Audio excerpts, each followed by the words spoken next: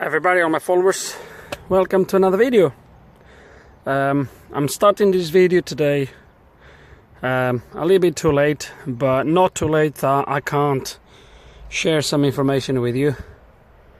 And so this is I'm not sure of the year of the car. This is on foreign number plates. I'm not sure, but this is the Scenic 2, I think. Is the model after 2003, whatever. This car came to me with several issues, from issues with the tire sensors. I was also requested to correct the mileage on the panel because the panel has been replaced in the past and the mileage was wrong. And I was also requested to change the entire panel from kilometers to miles, change the language and other stuff. But one of the things that I've also been asked to do was have a look at the rear windows, because the rear windows, they don't work. Nothing wrong with the front windows, they work just fine. The rear windows, they don't work either from the driver's door or from the buttons at the back. They just don't work. This guy brought me two, well, they are not brand new, but they are used regulators. They are on the boot. I don't think we're gonna need them though. Yeah, they don't work. Now, when I start to investigate this problem and I realize that both windows don't work, everything works in there. It locks in and locks fine. The courtesy lights, as you call them, I think, they work fine. It's just really the windows. Now, for both regulators to fail at the same time, I was not convinced. I checked the fuses at the front. There's a fuse in there, 40 amp fuse, and that's fine in there. And I had a similar problem long time ago, well before YouTube, with a Scenic. Now, at that time, on that Scenic, if I recall correctly, it was just not the windows, was loads of stuff that were not working correctly on the rear of the car. This time apparently it's just the windows, but I'm going to show you something here quite interesting on the diagrams, and that's what led me to go to a place that I will show you in a second. So this is the diagrams for the right hand side, and over here we have the left hand side. And what I want you to look at is, so on each rear door you have these two plugs. One is for the switch, for the button, and that's the one that plugs into the regulator. It's a 6-pin plug, but there's only 5 wires, and as you can see from here, wire number 3 and number 4, number 3 is the ground, number 4 is the voltage. You can see it joins in there, so it's the same voltage for both sides. It comes through here into this R2 plug, and from the R2 plug, look where it goes, straight into the fuse. So there's nothing else. Now, I've measured it and I have no voltage. I'm going to show you. Well, I can't show you now because the key is off, but I've opened only one panel just to have a quick look. And so this is the plug I was talking about.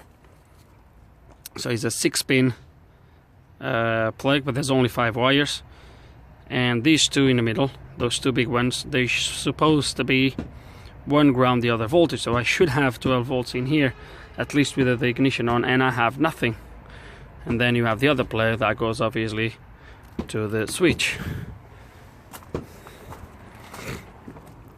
Now, in the past, as I was saying, so obviously this R2 is the same for both. Obviously, this R3 is a plug that is at the front of the car, but these R2 guys, I had an issue in the past that would have made a very good video, a very interesting video, I would say. I had this issue in the past. and I'm going to show you where this R2 plug is, and I'm going to show you what most likely the problem is going to be.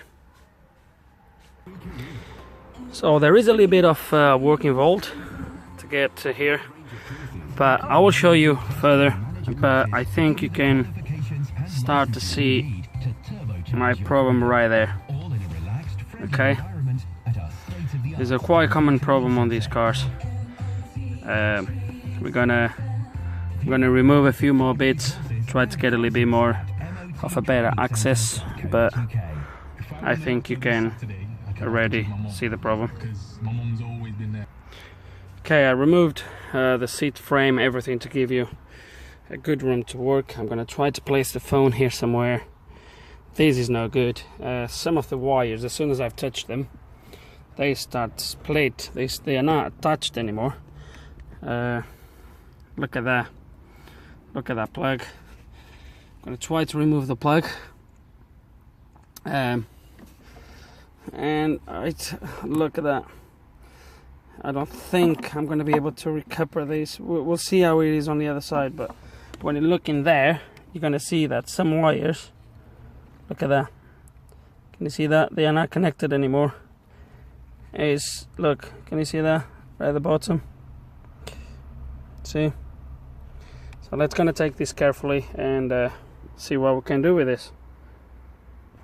To be fair, I think would be more stuff not working, maybe stoplights or other stuff that might was not working already, but the windows was the only thing the guy noticed, and I've noticed. I was not looking for anything else anyway, but surely it was other stuff already not working correctly. And before I start to work on this, I just want to show you the state of this. Okay, so I'm holding these wires because otherwise they will come off. They are doing nothing here really, and it's really bad. I can still figure out where they go because of the length of the wires, so I can still know roughly where each one goes. So this one goes here to the back, this one goes there, sorry, this one goes there, and that one goes there. I still have the diagrams, but I think I'm going to get rid of this plug and just solder the wires directly, because there is no chance really. There's nothing I can do with this. It's just completely corroded. So we're gonna start to get rid of this plug and go from there really. Okay, I'm now about halfway through. As you can see, I've done quite a lot. I'm not using shrink tubing because otherwise this would make a massive bulky thing here, because all the wires would be cut in the same place. That would just be too bulky. So I'm just soldering the wires and just wrap them with insulation tape. It will be absolutely fine.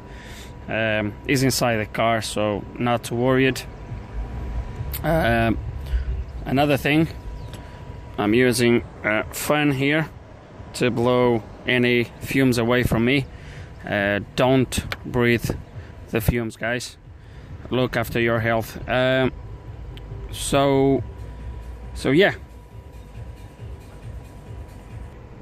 we are nearly done. Well, halfway through. One thing that I want to show you is, if you look on this plug right here after my thumbnail, we have the first 3 slots empty. Okay, but when you go to the plug that goes to the back, you can see there you have a wire on your first slot in there. Obviously this wire does not connect on this plug, so we don't need to connect it anywhere.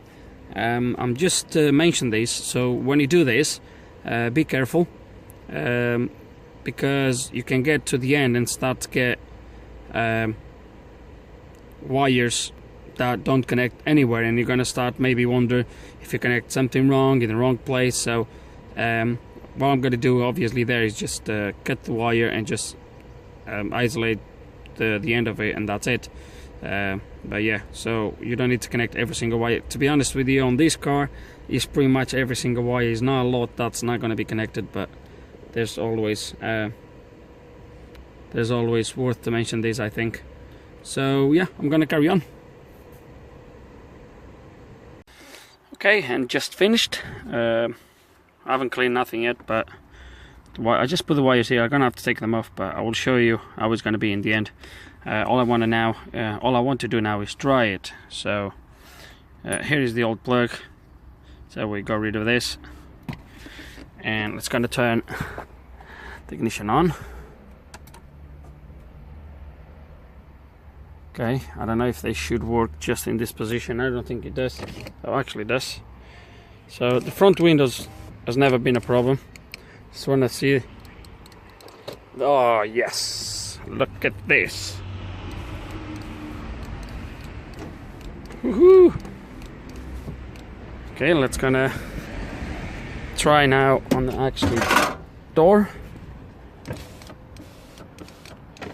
Yep.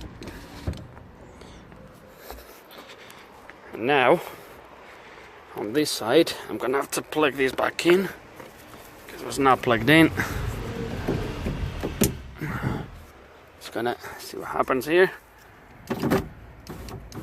Oh yeah,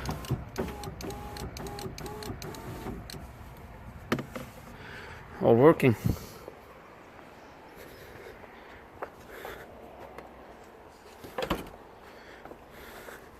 Everything is working, as you have seen. All I'm going to do now is make these look a little bit better, and job done. Okay, and just finished. It looks like from factory. So yeah, we're just gonna finish cleaning this, but this is the result. As you've seen, the windows are working. I've tested central locking. This is the one with the easy entry, so you have the buttons on the handles, on the door handles. Everything is working absolutely fine. So yeah, that's it, fixed. I've checked everything at the back of the car. Everything is working as it should. I think the main thing here really is, if you do have an issue similar to this, don't blame straight away regulators or anything like that, like this guy did. He just went and bought 2 regulators they had on the boot. First, check this is a common issue, so it might be that you are suffering from the same problem. Guys, nothing else to say really. Just hope there's some information here that can be useful to you. Hope you enjoyed the video. If you have any questions, any comments, you know the score, put them below. And like always, thank you for watching.